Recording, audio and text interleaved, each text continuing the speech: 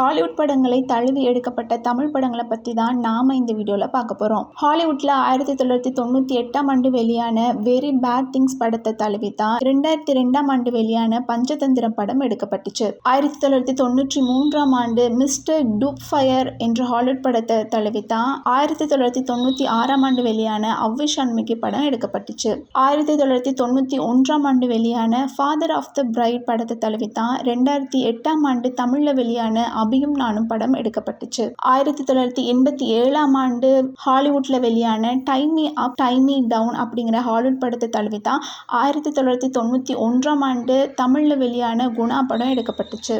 1985ஆம் ஆண்டு ஹாலிவுட் வெளியான Brewster's million என்ற படத்தை தழுவி தான் தமிழ்ல 1997ஆம் ஆண்டு வெளியான அருணாச்சலம் படம் எடுக்கப்பட்டுச்சு. 1987ஆம் ஆண்டு ஹாலிவுட்ல வெளியான பிளேன்ஸ் ட்ரெயின்ஸ் அண்ட் ஆட்டோமொபைல்ஸ் படத்தை தழுவி தான் தமிழ்ல 2003ஆம் ஆண்டு வெளியான அன்பே சிவம் படம் எடுக்கப்பட்டுச்சு. 2000ஆம் ஆண்டு ஹாலிவுட்ல வெளியான மெமெண்டோ படத்தை தழுவி தான் தமிழ்ல 2005ஆம் ஆண்டு வெளியான கஜினி படம் எடுக்கப்பட்டுச்சு.